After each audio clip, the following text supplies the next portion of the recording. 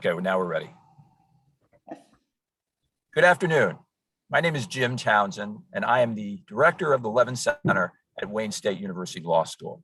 It is my pleasure to welcome you to today's panel discussion entitled Portraits in Oversight, the work of Representative Elijah Cummings.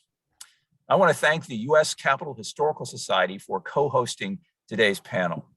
This discussion is the second panel we have co-hosted to highlight the Levin Center's new online program called Portraits in Oversight, a series of profiles about historically significant congressional investigations and the members of Congress who led them. The portraits, which feature illuminating text and images, explore congressional oversight from 1792 to the present day, including inquiries into the Civil War, covert CIA operations, the Enron collapse and Watergate, and such figures as Representatives John Dingell and Elijah Cummings, and Senators Harry Truman and Joe McCarthy. All 14 portraits can be viewed online at our website, levin-center.org, or can be downloaded and are free to use with acknowledgement. And you can return to the site to see new additions to the portrait gallery as they come online in the future. The Levin Center is especially honored to be able to bring together this distinguished group of panelists to discuss Congressman Elijah E. Cummings, the son of sharecroppers who became chair of the House Oversight Committee and throughout his career led several of the most consequential oversight investigations of the last generation. Representative Cummings' life and work epitomize what these portraits seek to convey: the impact that congressional oversight has on American history and the importance of leadership, without which critical facts about our society and government would never have come to light. We come together today as part of Wayne State University's celebration of Black History Month. The historian Henry Louis Gates Jr. pointed out that America has never engaged in a truth and reconciliation process with respect to American slavery and its aftermath. But Congress, in investigating the Ku Klux Klan in the 1870s, for the first time provided a platform where at least some oppressed and terrorized Black citizens had an opportunity to be heard. Congressman Elijah Cummings believed in oversight because he wanted all citizens to be heard. He dedicated a good portion of his congressional career to getting to the heart of critically important issues and giving voice to the concerns of all Americans. Now, let me say a brief word about the Levin Center for those of you not familiar with us. The Levin Center's mission is to promote and teach bipartisan, fact-based oversight and civil discourse as instruments of change and as essential components of our democracy.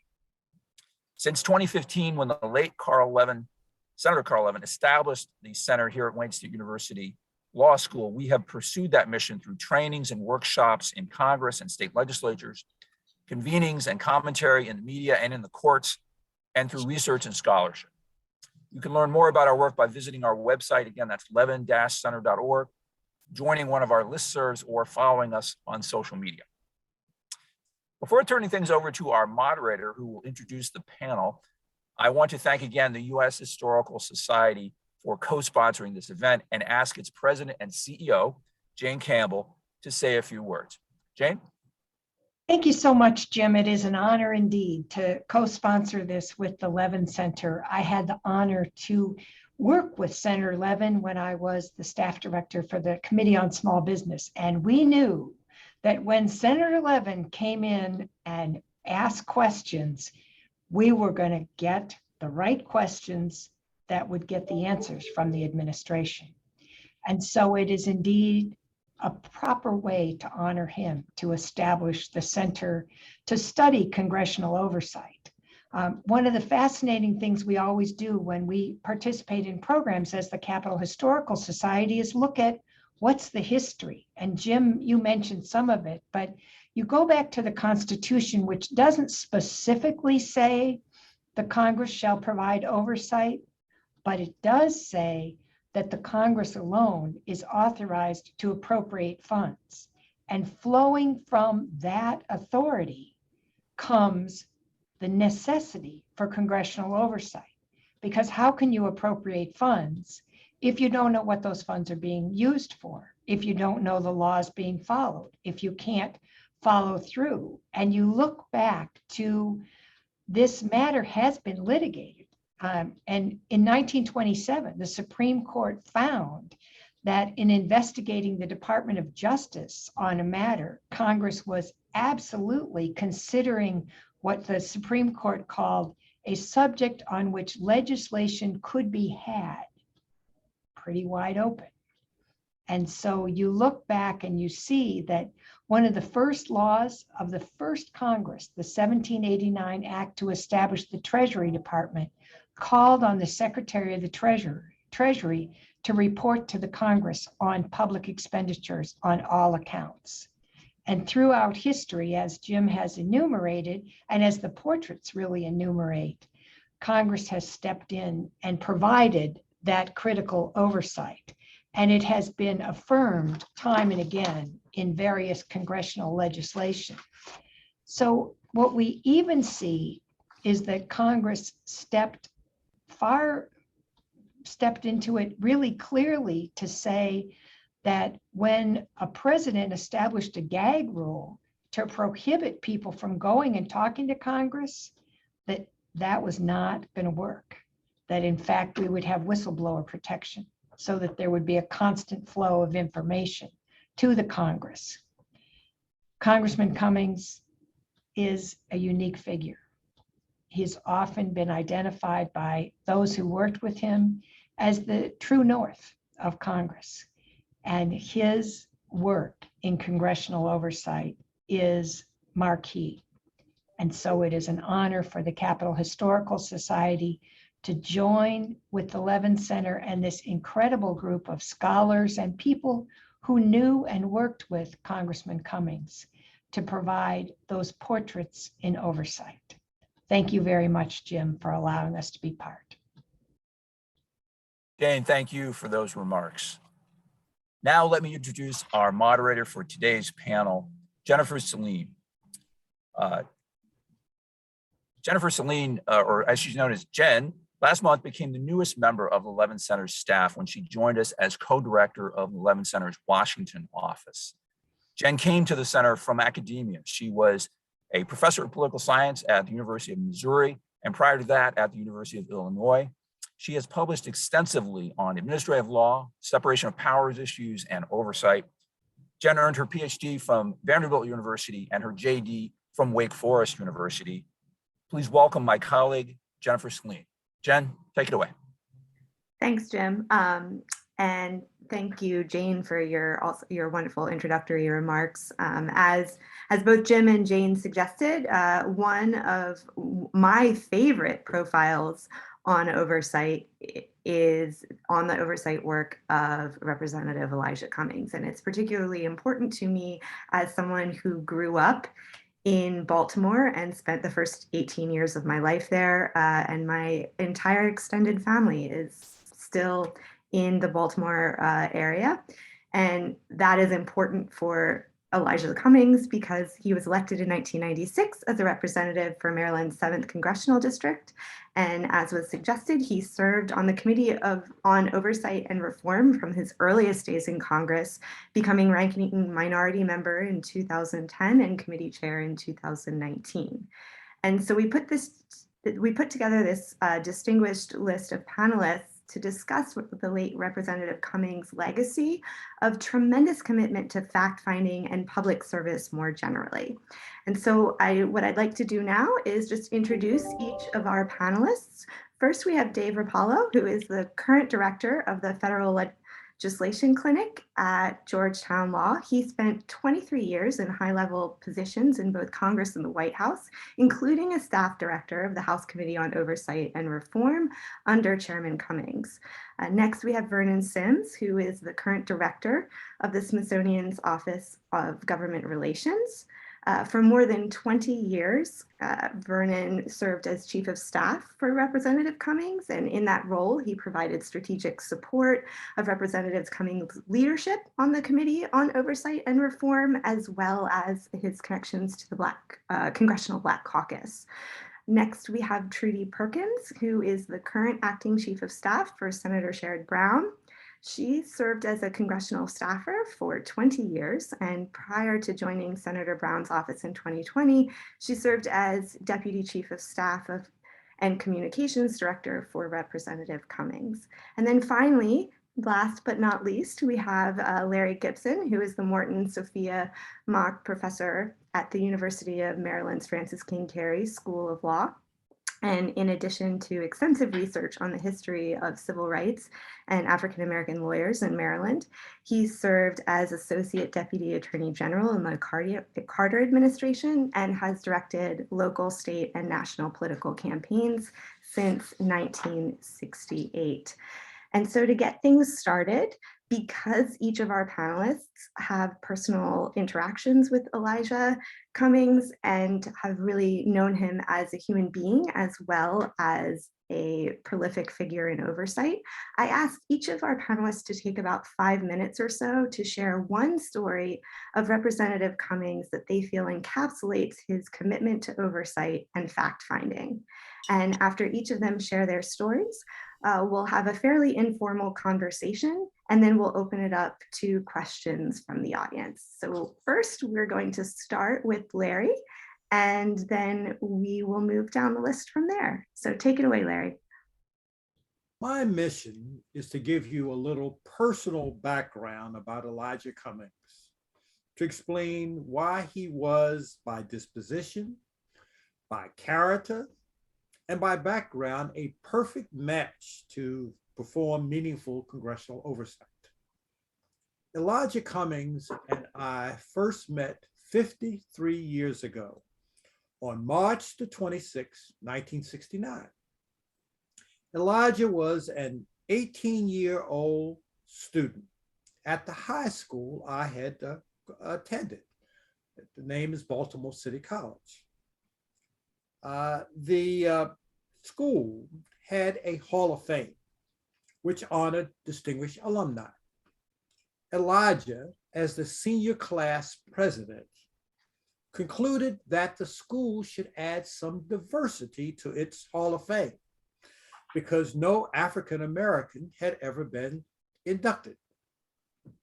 They explained to Elijah that the Hall of Fame honored graduates who had distinguished themselves over long careers. The average age of the inductees was about 60 years old. But Elijah Cummings continued to press. With the persistence and their persuasiveness we saw in later years in Congress. He argued that the selection criteria should be changed because it should take into account that the school had excluded Black students up until Brown versus Board of Education. Therefore, it would take decades before there were any African-American alumni in their 60s. Well, Elijah's relentless advocacy prevailed, and I became the beneficiary and was selected to the Hall of Fame. I was 27 years old, and my only claim to fame was that Mayor D'Alessandro, Nancy Pelosi's brother, had appointed me to the Baltimore City School Board. I first met Elijah Cummings at the Hall of Fame induction ceremony, and we were friends from that day forward. I enjoyed watching how at every stage of his career, Elijah Cummings repeatedly rose to leadership and relentlessly fought for what was right. After high school, Elijah went to Howard University, where he was elected Phi Beta Kappa and became the president of the student government and pressed the administration there on matters important to students. After Howard, Elijah attended the University of Maryland School of Law, where I was teaching. He became a leader of the Black Law Students Association and was similarly an advocate for various changes. Then Elijah became a leader among lawyers. The Black Lawyers Association in Maryland is called the Monumental City Bar Association, and it had existed since 1934. And the association's president was usually a senior member of the bar. That was until Elijah Cummings, a lawyer for just 7 years, was elected president. In that position, he pressured the judges, the legislators, governors to do various things that would improve, particularly outcomes and fairness to African Americans.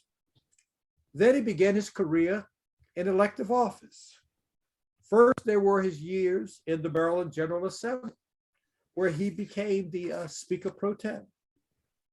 Then came his distinguished years in Congress as chair of the Congressional Black Caucus, as ranking member of the Oversight Committee, and finally its chair. At every stage, Elijah Cummings focused on helping the powerless, challenging those in power, encouraging young people, and protecting our democracy, providing and performing leadership in the matter of oversight of government. This simply came natural to Elijah Cummings. Thank you, Larry. And next we have Dave Rapallo. Great, thanks, Jen, and thanks so much for hosting this event. Really appreciate it. I had the privilege of serving with Mr. Cummings for most of his time, if not all of his time, on the Oversight Committee. I was a junior staffer, he was a junior member up until the time he was the chair and I was the staff director. I have a very small story. It's a minute story, as he would say. Mine focuses on one of his most significant investigations, which was on drug pricing. He focused for years on this issue in the minority. When he became chairman, it was the first hearing he held. It was the subject of the meeting that he had with President Trump at the White House in his first months as chair. This was for him, it was a multi-year, multi-Congress effort. But there's one particular incident that always stuck with me, and that was relating to this guy, Martin Shkreli. I don't know if people know who Martin Shkreli is, but he was the CEO of a drug company called Turing Pharmaceuticals. And they sold a drug called Daraprim. And this drug's used to treat a disease that strikes pregnant women, cancer patients, and AIDS patients. It's an older drug, but Shkreli obtained the exclusive rights to it. And then he increased the price from about $13 a pill to $750 a pill. So we were in the minority at the time, and Chairman Cummings was working very hard to be as bipartisan as possible with the chairman at the time, Jason Chaffetz. He visited his district in Utah. He worked with them on Secret Service reform. And so Chairman Cummings, or Ranking Member Cummings at that time, and Chairman Chaffetz talked about this, agreed to call Shkreli to testify before the committee. To his credit, Chairman Chaffetz did invite him, but he refused to come, Shkreli. Then they talked some more and they decided to issue a subpoena. And again, to his credit, Chairman Chaffetz agreed to issue the subpoena and require him to come. So right before the hearing, we got word that Shkreli was going to take the fifth. So normally, when a witness takes the fifth, a committee won't necessarily call that person to come and do it at a public hearing. But in this case, Shkreli was also tweeting, saying maybe he would talk, maybe he wouldn't talk. Nobody was really sure. So again, Chairman Chaffetz and Ranking Member Cummings talked about this and decided they were going to have him come in and actually see if he would talk. So the hearing came, and he did take the fifth. And pretty predictably, some of the members attacked him for his actions and his, what they viewed as heartlessness and his increasing his price. But that is not the approach that Chairman Cummings took. What happened next was really something. Mr. Cummings actually tried to reach out to him and connect with him and uplift him. I went back and I watched the clip again, and it's pretty amazing because even as Representative Cummings was doing this, Shkreli was smirking and sort of nodding sarcastically and sort of mocking the whole process. But this is what Mr. Cummings actually said to him, and I'll just read a couple lines. He said, Mr. Shkreli, I want to ask you, no, I want to plead with you to use any of your remaining influence you have over your former company to press them to lower the price of this drug. And he said, you can look away if you want, but I wish you could see the faces of people who can't get the drugs they need. You are in a unique position. You really are, sir. You have a spotlight. You have a platform. You could use that attention to come clean, right your wrongs, and become one of the most effective patient advocates in the country, one that can make a big difference in so many people's lives. He went on a little later to say, I truly believe you could become a force of tremendous good. Of course, you can ignore this if you like, he said to him, but all I ask is that you reflect on it. I don't ask, Mr. Shkreli, I beg that you reflect on this. There are so many people that could use your help. May God bless you. So that's what happened at the hearing. It was incredible, but it wasn't unusual for Mr. Cummings and anybody who knows him. As long as I knew him, he always tried to connect with people, even those that disagreed with him, convince them if he could about his position, and uplift everyone in the process. And he actually uplifted the committee that day too, because some of the other members were sparring over whether Shkreli may have waived his privilege, or they were trying to sort of bait him into answering questions. But Mr. Cummings didn't do that. He said, I respect your constitutional right. I'm not going to press you for that. But what I want to do is try to connect with you and try and uplift you and the entire committee. And I think he always used to say, we're better than this. I really think that's what he meant. He was trying to uplift everyone. So that's my memory. Thank you. And then next we have Vernon Sims. Thanks, Jen, and thank you for hosting this event. Mr. Cummings was a person who kept seeking answers, kept growing personally, kept looking to learn new things. When he first came to Congress, he was interested in appropriations because he thought that appropriations would be the best committee to get resources back to his district. He was disappointed when he was appointed to the Transportation Committee subcommittee on Coast Guard, Maritime Transportation as the chair. He commented that he had to take time to learn the difference between a boat and a ship. But he was chair, and after 9/11, the Coast Guard undertook a massive modernization program called Deepwater, and it ended up over its head. The $24 million project turned into a fiasco and triggered a Justice Department investigation. Deepwater would include 91 new ships and 124 small boats, plus new planes and helicopters.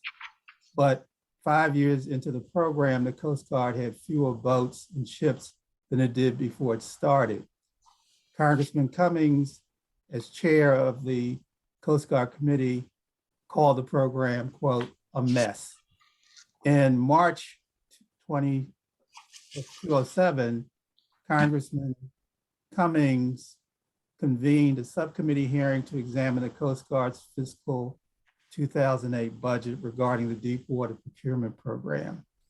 Lucinda Leslie was the key staff person for the subcommittee and did all of the great work that helped Congressman Cummings oversee that effort. Later, during a 60 Minutes interview, Steve Croft asked Congressman Cummings if he thinks the Coast Guard is in worse shape now than before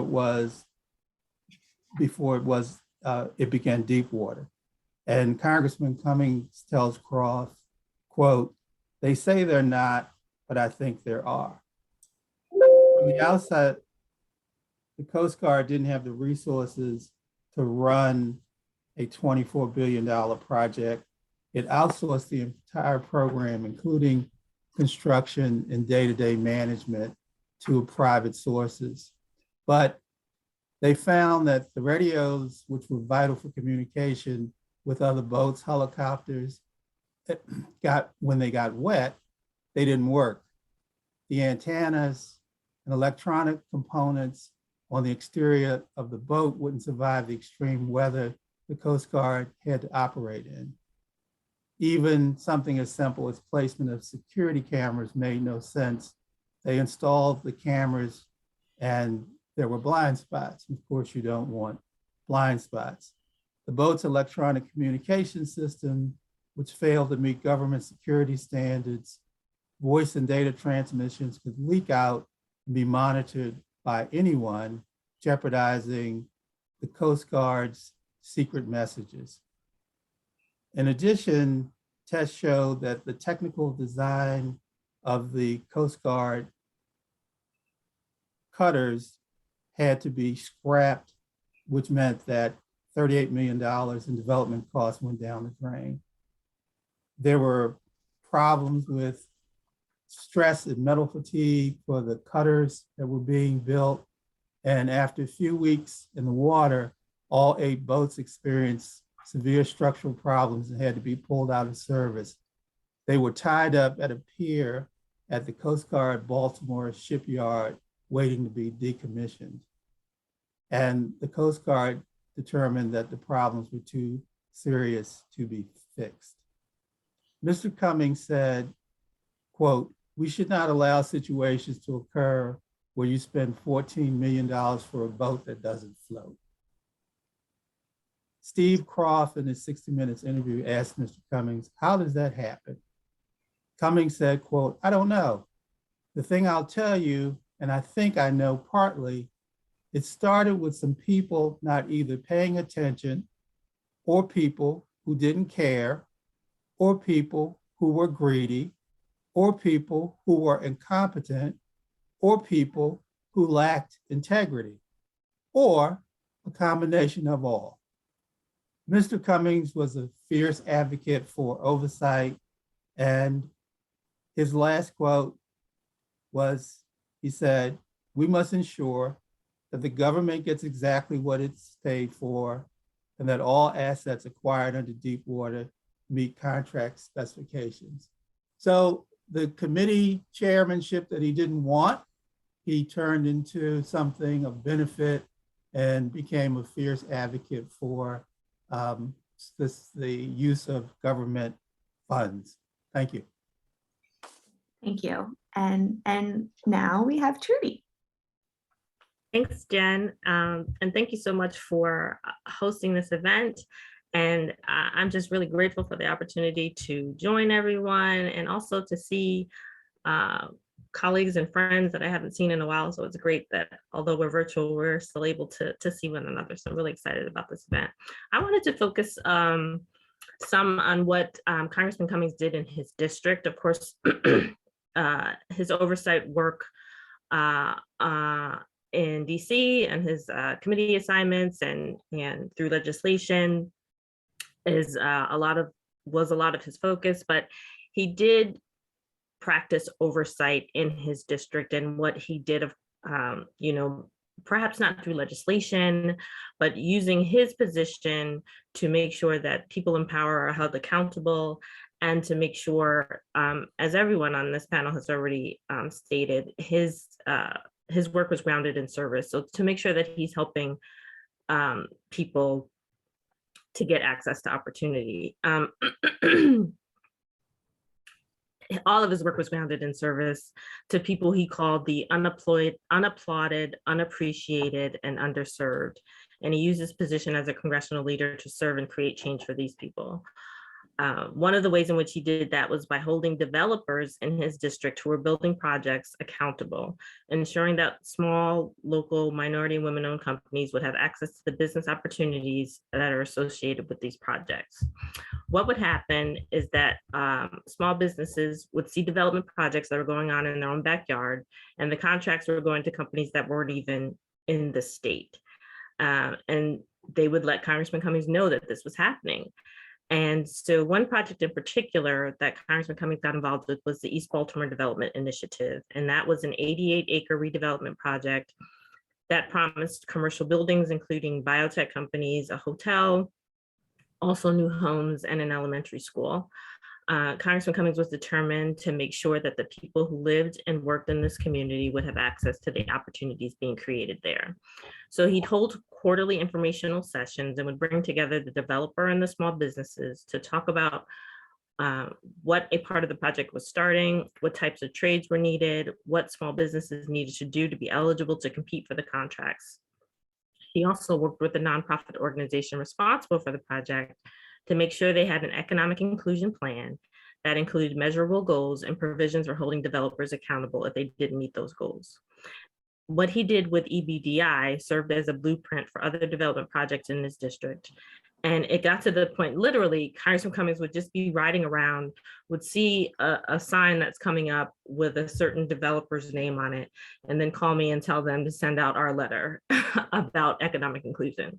And those letters became so well known that developers would reach out to Congressman Cummings before they even started the project to let them know about their economic inclusion plans and to start the process for making sure that we had these quarterly sessions where they can let small businesses know about opportunities. So that's just one example of how Congressman Cummings used oversight as a tool for implementing effective policies that helped his constituents in addition to his legislative work in DC. Thank you. Thanks so much for sharing all of your stories. And as I was listening, it seems like there are really 4 themes that each of you touched on in various ways. And the first, picking up on Trudy's story, is commitment to community. And Mr. Cummings' strong commitment to community, whether it was through his high school and connections that he made in high school, all the way through his service in oversight in Congress. In addition, the second theme that really came out in all of your comments was a commitment to learning and inquiry, and knowing that in order to make the world a better place and to serve your community, you need to constantly be striving to learn new things and to inquire about the world.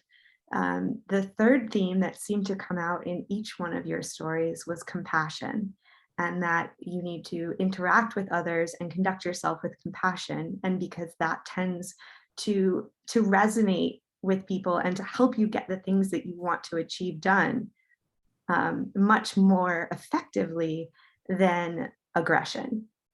And then the final theme that really came out in all of your comments was using all of these things, community, learning, and compassion, to conduct high quality investigations.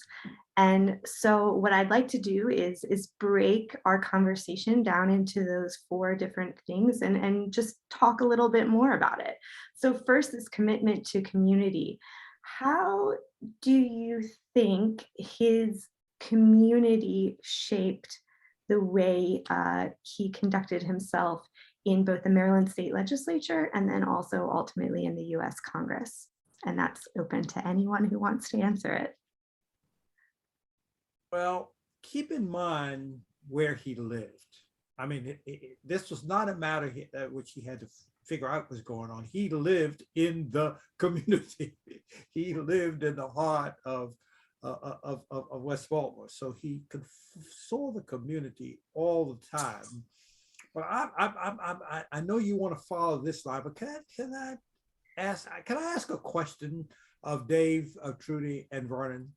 That I think it will tie into this, because I never knew whether when he used his most famous way of ending a thing, he really believed it. He would always often say, we're better than this.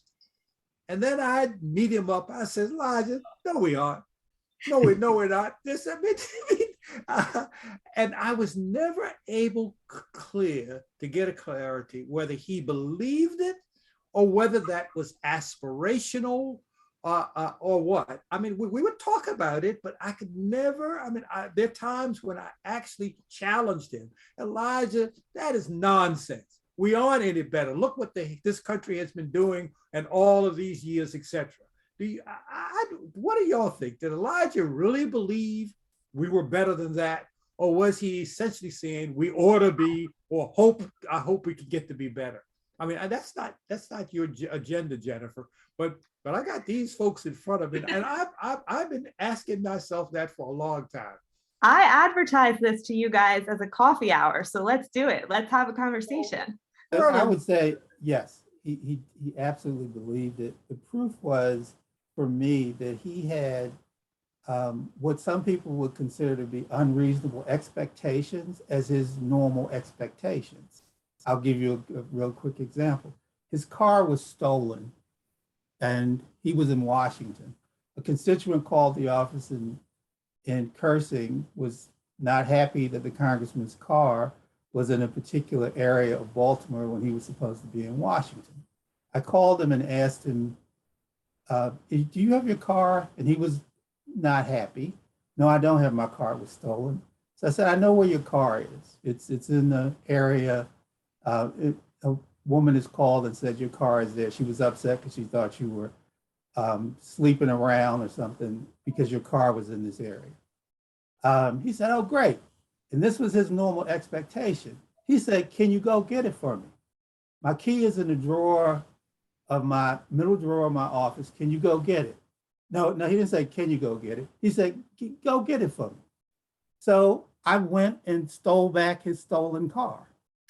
That was his normal expectation, which some people would say was an unreasonable expectation. I just think that he thought in a way that he actually believed, because of a number of things, that his expectations were normal, and some people would say they were extraordinary. He got his car back, and it was a happy ending ultimately, but he uttered, without thinking about it, can you go get it for me? Because that was this is his car. So stealing back his car seemed like a normal expectation. So I would say, yes, he believed it. I think he believed it because he really did not think that someone was the representation of the worst of themselves. So if someone, got in trouble with the law, wasn't, maybe wasn't the best student, something horrible happened in their life, and a lot of people would then determine sorts of stereotypes about that person based on that one instance. And he never did that. He never thought that a person was reflected on whatever worst thing that happened to them. He always saw the best in people. He always, and that's why he did have those high expectations, because he believed it was possible. He believed that the guy whose father was in jail and mother was dead, and didn't have a lot of great resources in his school, he believed that if you gave him the resources that you could find in other richer part of his districts, that this student could do as well.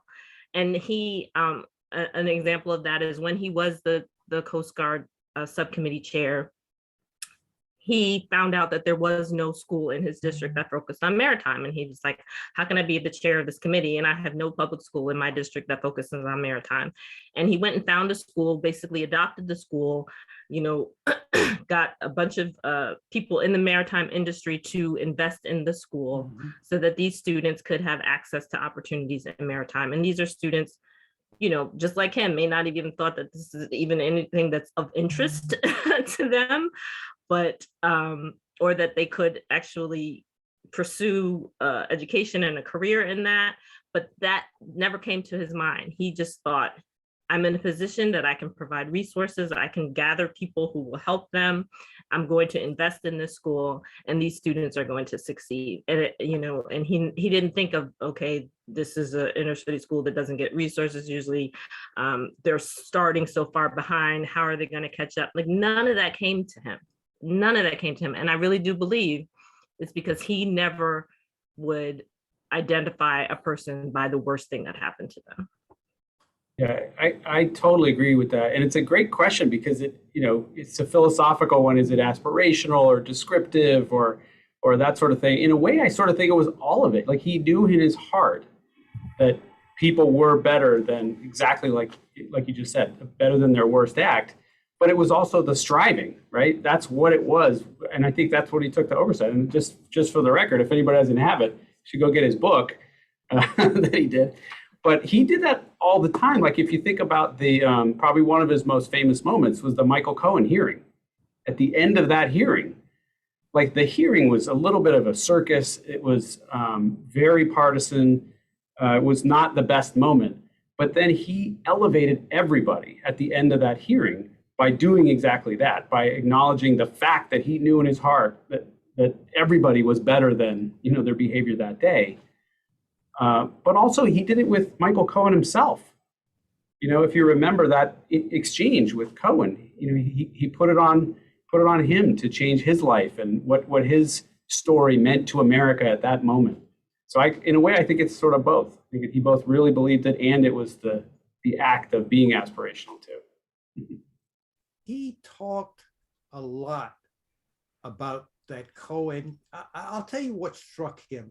He saw Cohen as the father of a daughter who had this disability. Somehow, did you come to a hearing? Was she on crutches or something? Something that he told me about this about 8 times. I didn't see it, but there was something about Cohen's daughter that was a disability. And that stuck in Elijah's mind. Whatever else, he is the loving father of this daughter. So, I mean, I remember arguing with him. I said, I mean, I don't know whether Al Capone had children. I'm sure he loved his children too. I mean, I'm much more cynical. And so I hear what you're saying. Jennifer, excuse me for hijacking this part of your thing, but this is a question I've had in my mind about Elijah for 50-some years. And so now I've got experts to answer it. So let me get off of your agenda. Oh, no. So picking up on the we're better than that, and also on the partisanship thing, particularly in the latter years of his career, there's so much discussion about the divisiveness in politics. Do you think he found his job to be more difficult now, and that he got more frustrated given the divisiveness, or is it just is it the same problems that we consistently face over and over and over again? Well, he would challenge obstacles. He would talk to his colleagues on the other side of the aisle in spite of his Democratic colleagues saying there's no point. And he would often curb some of their behavior. And some of them grew to be friendly with him, and they would call themselves friends. And I would say he was not frustrated by it because, well, it's hard to say now. He was passionate and frustrated about not doing anything fast enough or effective enough or efficient enough, as he would say. But he would not allow the obstacles to deter him from continuing to find ways around, under, through, above, below the obstacle to get to the point where he wanted to get to. He wasn't always successful, but he didn't see the obstacle as a matter of frustration to discontinue whatever he wanted to get done. I have another question. This drug price thing, that bugged him. What was that about? I mean,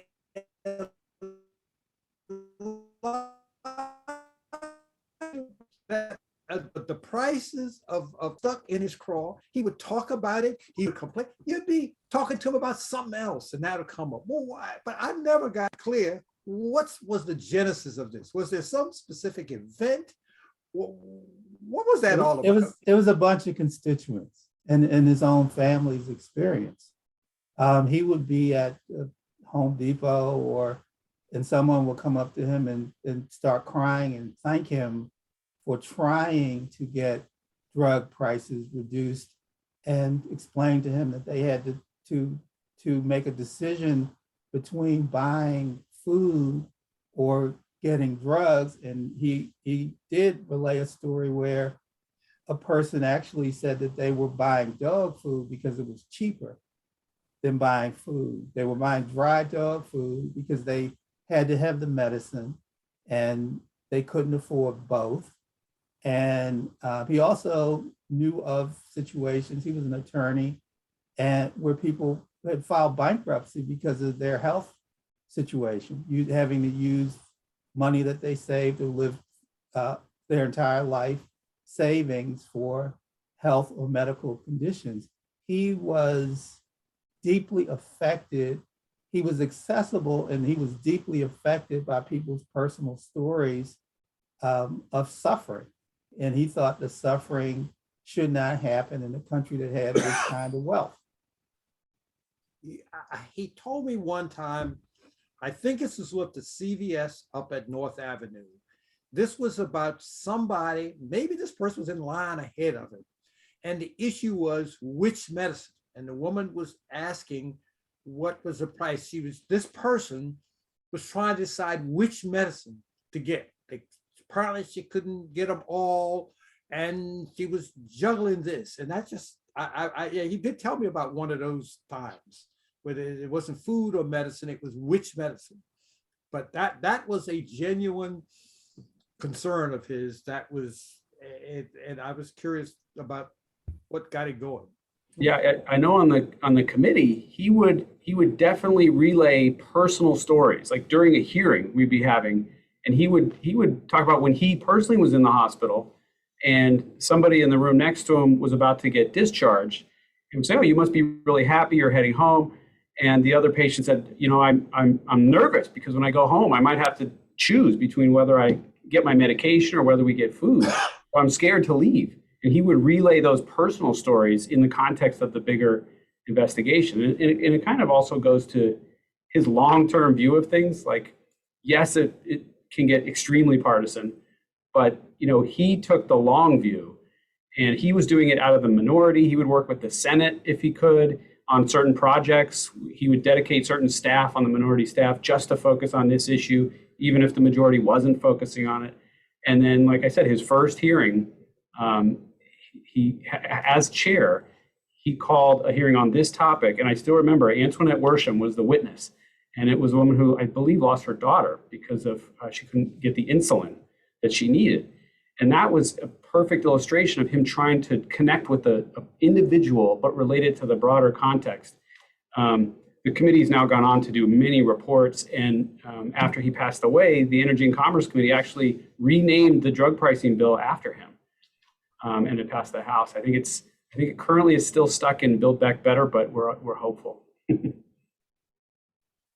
He actually believed, so this is combining two themes, this belief and optimism about people in the drug practice. Elijah actually believed that he could talk to Trump, convince Trump of this thing, and then get a different result just on that. I mean, you probably, other people said, "Look, man, you're wasting your time." And not only that, Trump is just going to spin it to his benefit or whatever. But he thought that on this one, that just on the merits of it, that he could produce some result. I never said to him, I lost arguments, by the way, with Elijah. Yeah, I never said to him, "You're wasting your time," because he was capable of doing many things that people thought he couldn't do, and he demonstrated that. He honestly believed when he sat down with President Trump that they had an honest, forthright conversation. And if I remember correctly, Dave can correct me, when he left the room, he thought that he had somebody to work with on reducing prescription drug prices in President Trump. As it turned out, after he left the room, the conversation as relayed by the president was different than his recollection of the conversation. Yeah, that's exactly right. We on our way in, and he wasn't naive about it. He knew, that I guess he viewed it more as his responsibility on behalf of everyone who's trying to help to go to this meeting and try and make the best case he could. And he went with Congressman Welch and our health staff, Allie Golden in particular, and others, drafted a bill that he could carry with him to allow the government to negotiate with drug companies for drug prices, which they're currently prohibited from doing. So he brought that bill with him. He tried his best and made his best case. I think, Vernon, the remark you're thinking about is he's trying to uplift everyone. He said to the president, I believe you can be one of the best presidents if you make these changes to help people. Of course, then afterwards, it was sort of warped into, he said, I'm the best president in the world. And then that led to some negative comments about Baltimore and a whole other saga. But I think he really did feel like it was his responsibility. And the president had made all these comments during the campaign about how the drug companies are getting away with murder and we have to take action. So he thought, if there's any chance, I have to seize it. Trudy, how did you guys manage that from a communications perspective at that time? Yeah, it wasn't a great time for a communications perspective. And I actually, I didn't want him to go. I said, if you go, you have to go with another member. Because I knew that, Trump would spin it the way he spin it. And, he had the Twitter sphere at that point, and that it would just go out of control. So I didn't want him to go. But, after that happened and, and I remember him calling me, he's like, I said, if.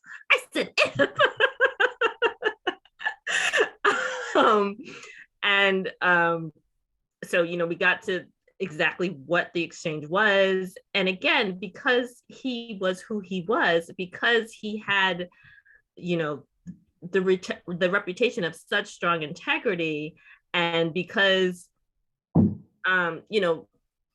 people understood his way of thinking, it was not that difficult to get the story back on track and to exactly what happened and exactly why, Mr. Cummings was there and what the exchange was.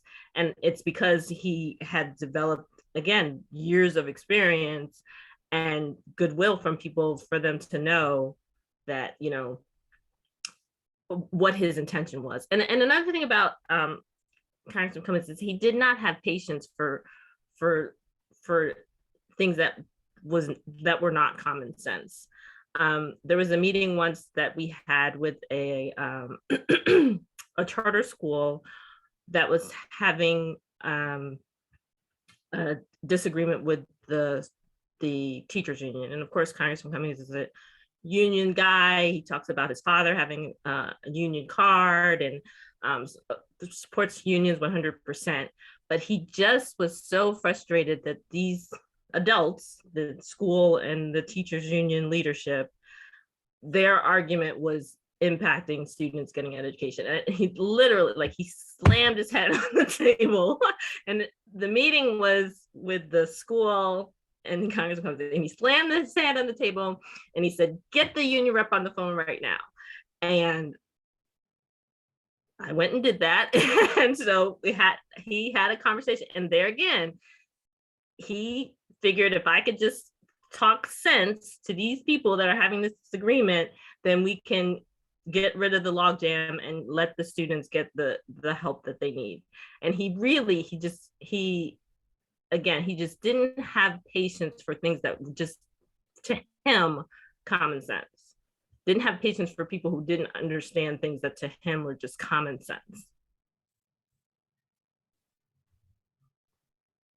Well, I would like to point out that some of the investigations that we've discussed up to this point, including the drug pricing and the Secret Service and Deepwater, are all featured in our portraits of oversight on Elijah Cummings. So I had needed to get that plug in there before we continue on. But one of the questions that I kind of would like to hear your perspective on is how his perspective of legislative oversight evolved over the course of his career.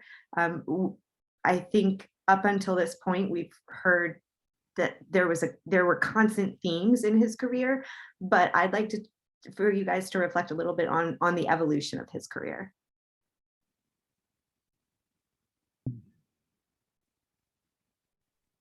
Well, I guess I could take a crack. He was actually pretty consistent. I'm not sure he changed. He was like the North Star. If he knew what he was going for, he would keep his eye trained on that goal. And if people were willing to work with him, great. If they weren't, then he would try and convince them. But he changed. I guess the one thing I would say in terms of a change, and again, I don't even know if this was a change or just I happened to notice it, but working in the minority, I know that the Levin Center is famous for highlighting bipartisan investigations as sort of the gold standard, which of course it is. But when you're in the minority, or even when you're in the majority and the other side simply isn't cooperating, it's sort of hard to hear that you need to meet that standard when you can't. But that said, one thing that he did is he worked at being bipartisan. So it wasn't just an idea of I support that or I don't.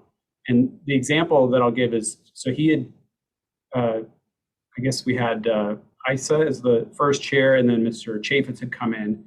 And so one change is when Mr. Chaffetz was the chair, he came to me and he said, I want you to put me on any letter you think I would agree with, consult with me about it, but let's make the default be that I want to sign on jointly to letters if we can, which is not necessarily the standard operating procedure. And so he started signing on to witness requests and document requests and hearing notices and anything, significant ones, launching investigations. And I checked the date. I think by June 14th, he had signed 600 letters jointly with Chairman Chaffetz. So he worked at that. And then the flip side of it is they actually had a relationship. So when he wanted to have Martin Shkreli come as a witness, he could go have that conversation. Or when he wanted to work on Secret Service. And I don't think he was doing it only for the benefit that resulted. I think he really wanted to form a bond.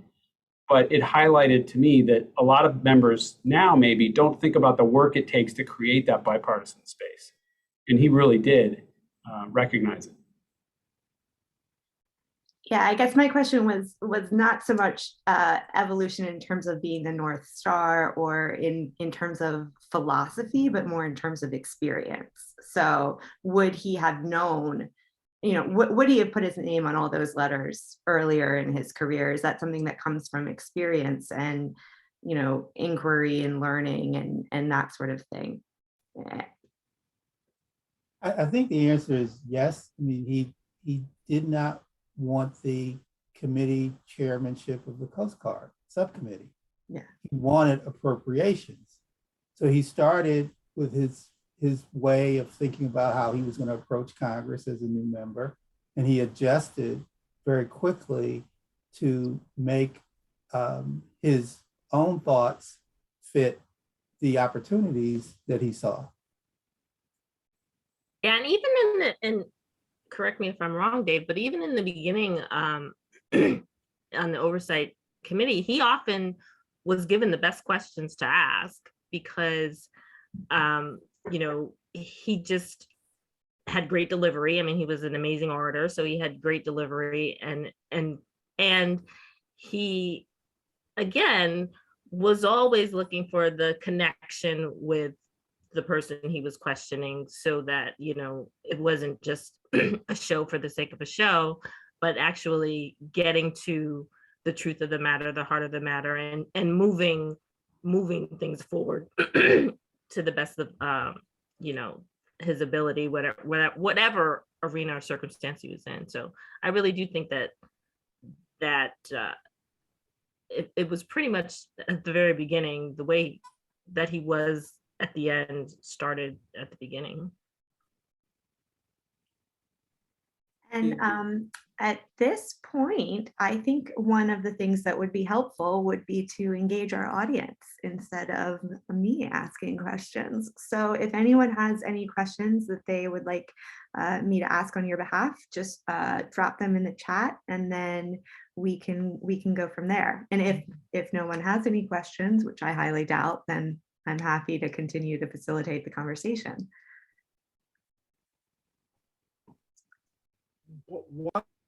While you're waiting for the questions, as to your last question, the big change, of course, was coming into being in the majority and being the chair. He was absolutely delighted. I mean, he looked forward to a period of time as the chair, because as the ranking minority, he would tell me, he says, you know what I am? the majority is so abusive that I am forced into the position of being the administration's lawyer on the committee. Those were literally his words, describing to some extent what his role was in the minority with some of the hearings, and particularly I think what was the Hillary Clinton, the African place? Benghazi. Benghazi. Yeah. Benghazi. But there were others. So he didn't really want to be, but he thought that he almost had to be, as he called it, the lawyer for the administration, and just to hold down what he thought was their abuse. And he actually really looked forward to a nice long period. Well, anyway, he was delighted to get the gavel. Well, on that note, one of the questions that was just asked was how, as chairman, did he work to educate new members about oversight, why it matters, and what good oversight looks like versus what gotcha oversight looks like? Is it about headlines and little else, that sort of thing? So Dave is much more capable to answer this question, but I do want to say that he loved mentoring younger, newer members, and he was really excited about the opportunity to bring on new members onto the committee and sit down and talk with them and give them advice and help to groom them for the role. That was exciting to him. Any opportunity to be able to help newer members along their trajectory, he just jumped at that opportunity. I would agree with that. I think he took a lot of time with members and with staff. He asked us to write a lot of memos, background memos for the members of the committee. And then he would also just at committee events or hearings or markups or whatever it was, he would just explain his vision repeatedly, just so that everybody knew what the goal was. I completely agree with Trudy that if Elijah had not gone this route, one thing that he would have enjoyed doing was being a law professor. After he got out of law school, at this time, Maryland had a fairly low bar passage rate, around 50%. But these are the graduates of all the law schools passing the bar exam. Elijah took it upon himself for maybe about 6 years to just tutor graduates of the law school as to the bar exam. No compensation. He's busy trying to get his law practice going. He did this, and you could see it throughout his career, what Trudy just mentioned, this kind of teacher instinct. I mean, he would have been a very, very good teacher by profession. Yeah, in addition to that, and I don't remember the specifics, but he also had a program for ex-offenders who were coming back to society. And again, just like Larry mentioned, wasn't paid for it. He just would get together his friends and colleagues in other industry, African-American people who are successful in their careers in Baltimore, bring them together and have them sit and have these one-on-one sessions with ex-offenders and, figuring out what their needs were and, putting together a plan essentially for them to be able to transition back into their communities. And that, like I said, was not anything that he was paid for or got recognition for, but he felt that it was something that he should do. Another thing that he would say is that he was an ordinary man called to an extraordinary mission. And he really did believe that wherever he found himself, that he needed to rise to the challenge to meet that commitment, or that responsibility. So whatever it was, right? Like, he tells the story about when he was first really handpicked by Lena K. Lee, his predecessor, to run for office. He had no desire to run for office, but she'd seen him, the work that he was doing in the community, what he was doing with trying to help people pass the bar and other things like that. And he says that she said, I was looking for, she was a woman attorney. She was like, she says, I was looking for a woman, but you'll do. And she helped him run. And that wasn't what he was planning on doing, but he then took it, and clearly look at his trajectory, he ran with it. And that's always been, I think, his perception of wherever he finds himself, that I'm supposed to use this opportunity to help people the best way that I can and to rise to the occasion. And he was a very spiritual man, and he believed that, you know, that God had prepared him for whatever opportunity. Another thing he would say is that everything that happened to you before this moment prepares you for this moment. And so he believed that, you know, whatever problems or situations or setbacks or anything that happened in his life or anyone's life, that all of those experiences are going to be used for the better for whatever is coming next. He really did believe that. And following up on the decision to run, one of the questions in the chat is wondering if you can talk a little bit about what Mr. Cummings' elections were like, and whether they were challenging, how he approached re-election and fundraising, that sort of thing. Let's just say start working for a Democrat, I'm sorry, running real quick, in a, you know, Republican leaning state right now, so much easier for Mr. Cummings, but sorry, go ahead, Vernon. So let's start from the beginning of his election to Congress. So Kwesi Mfume is congressman. He retires to go to the NAACP to be president. Mr. Cummings and I think 34 other people are running for the office. Mr. Cummings is going to Annapolis to personally file, and his car breaks down. He calls a friend of his and says, the Lord is trying to tell me something. I don't think I should do this. And he had an older car. And the friend said to him, basically, you need to get another car. And so he files, he wins. His elections, his campaigns were always based on the fact that he would say, I only have 2 years.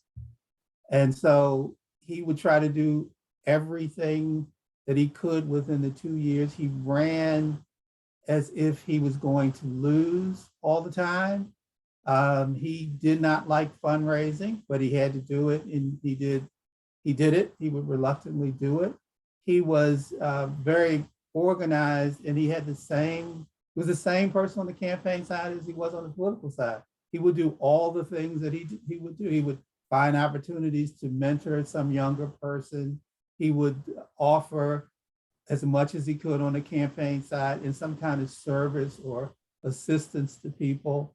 But he was a fierce campaigner, and he acted and demonstrated his run as if he was going to lose. He never took it for granted, even when he got close to 80% on a regular basis of the electorate. He never took it for granted.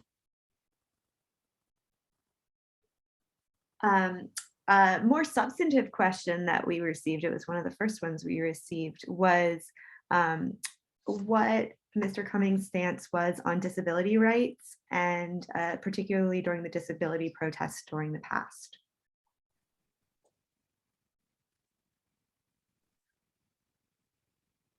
Part of it is, I mean, the simple answer is that he supported it, but I don't remember the specific that the person is talking about. But I think coming out of special education and being told, you know, you're going to be in special education. So he comes out of special education, has a conversation with a counselor. He says to the counselor, I want to be an attorney. And the counselor says to him, well, why don't you pick something more realistic? And he goes on to be an attorney. So he was a champion for anyone who found themselves in a situation where someone was saying they couldn't do something because of who they were or what they looked like. So across the board, he was supported. And one of the next questions we received was, you talked a little bit about hearings and writing reports and putting together background information. How did he prepare for hearings, and how did the staff provide extensive memos with documents, or did it mostly consist of oral reviews? But from our perspective, he was an over preparer. So it was all of the above. He wanted memos, he wanted the oral briefing, he wanted the underlying documents you were relying on, and then he would take it all and he would read everything. And then I'm sure you all can back me up. We'd usually get emails 3, 4 in the morning. Hey, you're missing one of the documents you were supposed to get me, or whatever it was. Yeah.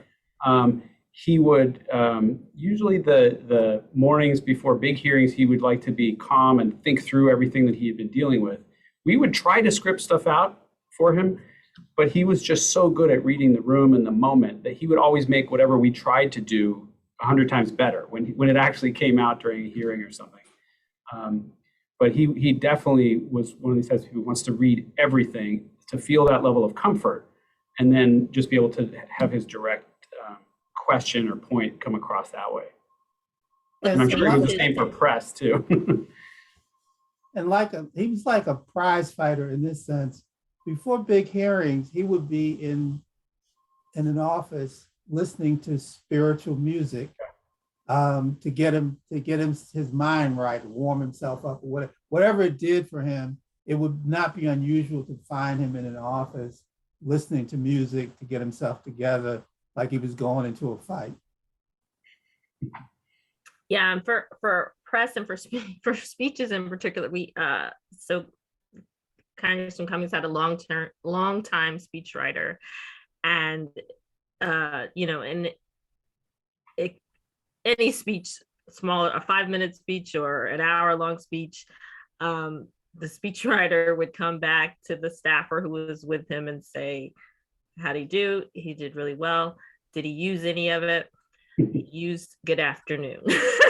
Was essentially what he used. I mean, he used, of course, the essence of the speech, but like Dave said, he would, and he wanted it, right? He would want the 20 pages of information, and he would take that in, and then he would go out and internalize it, and then deliver it in a way that only he could.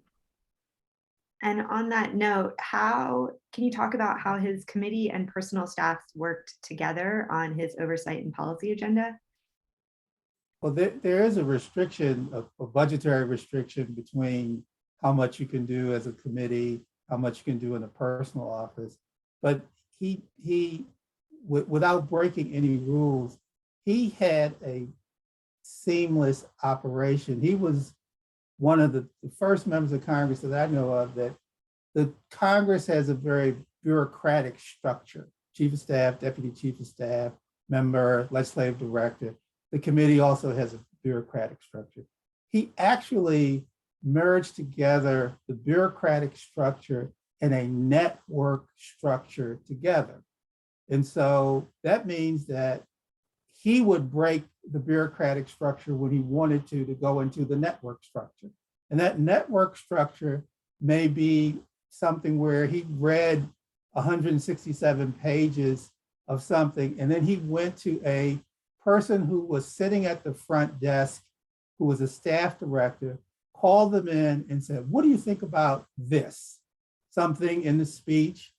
So he used a network where people have more control and sort of do more. So anyone in the network is at the similar level, and the bureaucratic structure together. And so Dave will correct me if I'm wrong, but I think it was very seamless from my side, of the personal office side. Yeah, it definitely was. And also, once you all moved offices, just logistically speaking, Mr. Cummings got an office right across the hall from the committee suite. So it really was like we had this entire corner of the Rayburn building, and he would have meetings over there. And sometimes we would go over, and ironically, the office right next to his was Mark Meadows, who he really had a relationship with. And so I would go over and see Vernon and Trudy and say, "Where's the boss? We're supposed to be giving him a briefing." They say, "Oh, he's next door with Mr. Meadows." And so he'd have to wait. But yeah, it was, I would definitely say in terms of the personal office and the committee office working together, we were both physically and, professionally all working together.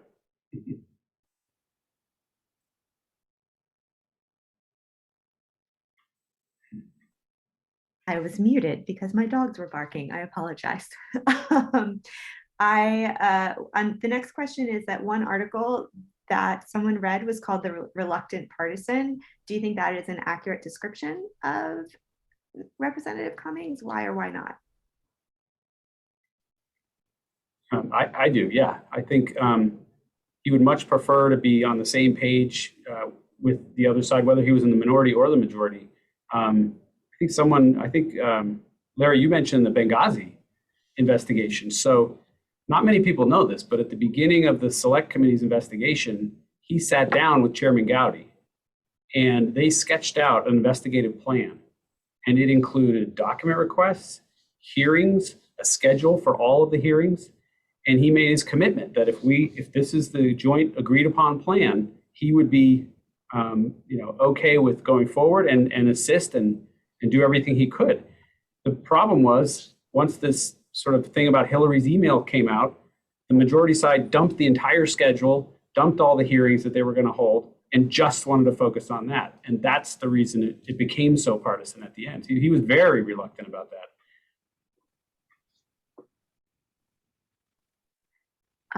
Our next question is based on Vernon's comment about his perspective of seeing our time as short and looking at things in 2-year timeframes. So can you comment on how that affected his approach to oversight and legislation and his time on the Hill more generally? He wanted everything done immediately. And he would push for that to happen. He would push his colleagues. He would be very upset if something didn't seem to make common sense to him.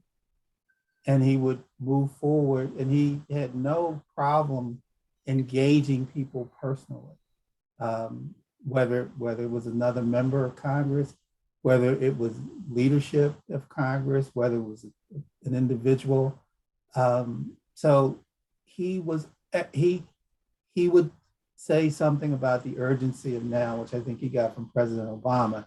He would talk about it all the time.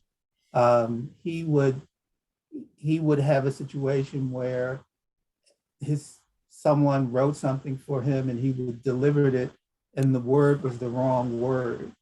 And he would be upset about the word, or he would be upset about the fact that Ms. Jones got a letter with a mistake in it. And I didn't have the luxury of saying, well, Congressman, we sent out 30,000 letters, because his answer would be, well, Ms. Jones only got Ms. Jones's letter. So he was fiercely thoughtful about getting stuff done. I've been thinking about what I think the question is somewhat about over the last, so I've been thinking about the last year or so. Did I notice any increased urgency because of awareness on his part about his medical conditions in a way that most of us did not know about? And I can't say that that I noticed a change, because what Vernon just mentioned, this urgency of now went on for years. It wasn't a last near the end of his life period. He would say, my constituents are needy, or something. He had I can't remember, maybe Trudy. My people need me. That's what he would say. My people need me. Yeah. But that didn't just start. And this person really needs that, or etc. He focused on their urgency and that it was urgent to them. So I've kind of concluded that I did not see an acceleration of urgency beyond what was already urgency that he was, that he recognized earlier. I think we can all attest, I'm sorry, to the fact that it wouldn't be unusual for us to get a call before technology changed, and then emails or whatever mode of communication he used. And it may go like this: Vernon, I saw Ms. Jones in the Home Depot and she said X, Y, Z. I need you to take care of this today. That was his style. He was in the hospital, barely able to move, and he insisted on having subpoenas delivered to him that he had to sign himself. And when I was being thoughtful and said, well, you know, can't somebody else do this? And he said, no, nobody else can do it. I'm the chair. So the subpoenas were personally delivered to him to sign in the hospital. And he was focused on the importance of that, even though he was gravely ill. But Vernon, did you see any change as we in the later months or so, or was this kind of urgency always there? Because my sense is that it was always there. It was always there. I think it increased Decreased as he got sick. I think it got you could say better or worse. It increased. Yeah, I think it was always there. He would, and I started with him in 2002, and I remember he would, at that time, he continued on using, he would quote a poem, Benjamin Mays, the former Morehouse president, "I only have a minute." And it's real brief, so I wanted to read it. It says, "I only have just a minute, only 60 seconds in it, forced upon me, can't refuse it, didn't seek it, didn't choose it, but it's up to me to use it. I must suffer if I lose it, give account if I abuse it, just a tiny little minute, but eternity is in it." And, that started years ago that he would quote that poem. And I really do think that it was, that was who he was. That's who, and even if it weren't, where if he was in the House of Representatives, there were talk of him becoming a senator. And so if he had 6 years versus 2 years, I think he still would have that sense of urgency in everything that he did. And I will say too, honestly, that,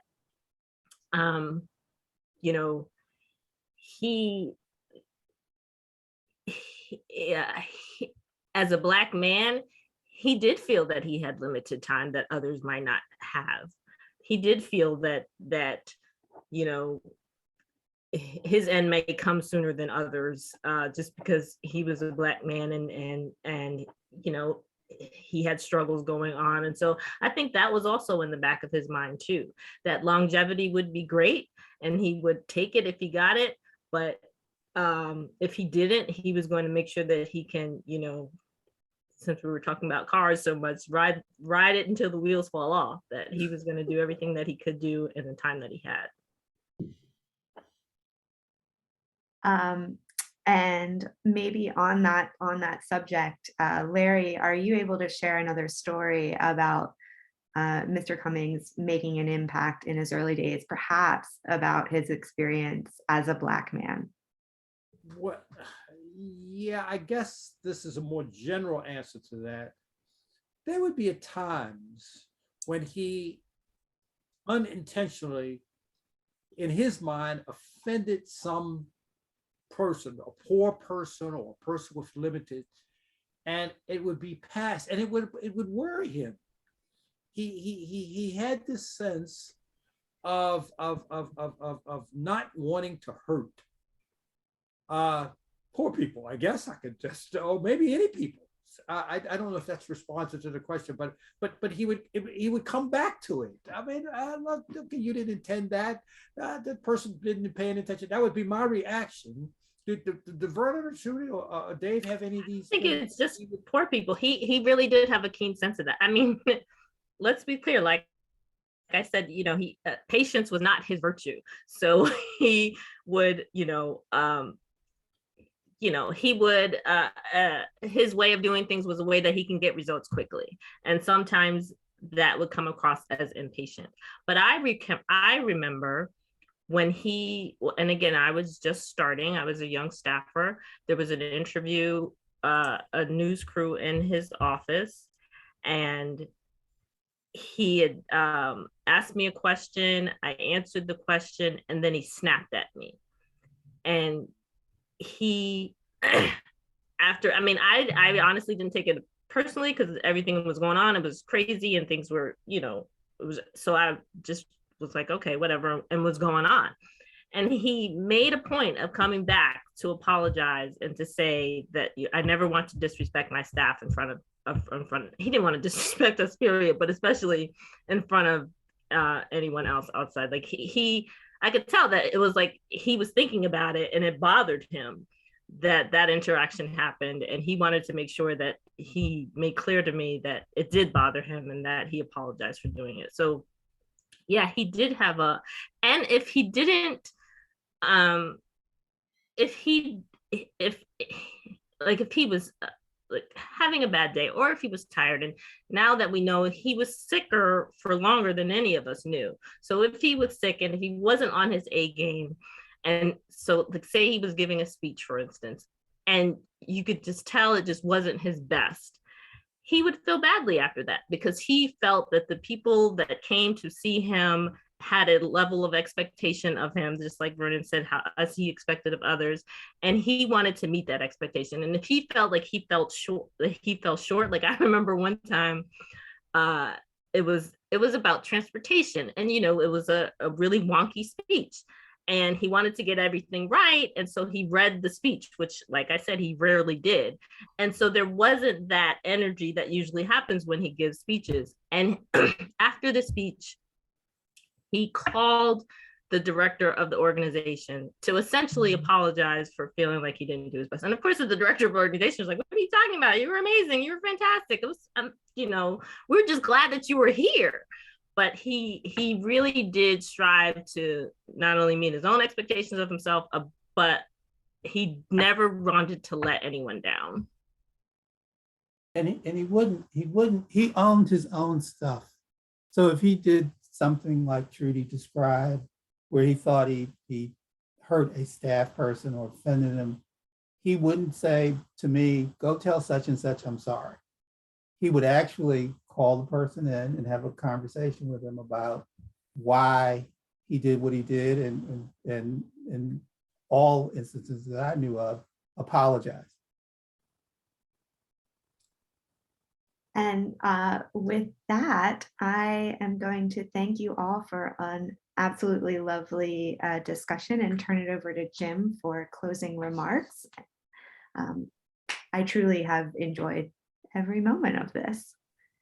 Thank you. Me too. This was really fun. Thank you, Jen. Jim? Or I can just close. Thank you for having me. I'll finish it up since we have 2 minutes, and I want to eke out every single second of this panel. The last set of questions that we received was about losing empathetic leaders and thinking about where we headed off in the future. So are you guys optimistic about where we're headed? I'm more than optimistic, because Elijah Cummings wasn't trying to be famous. And before Elijah Cummings was quote unquote Elijah Cummings, we didn't know that Elijah Cummings was there.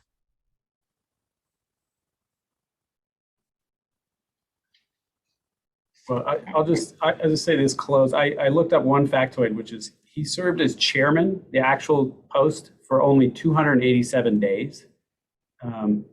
Yet he was so revered. I mean, the hearing room, the main hearing room, has now been named after him in the House of Representatives. At his funeral, you had multiple presidents and cabinet members talking about him.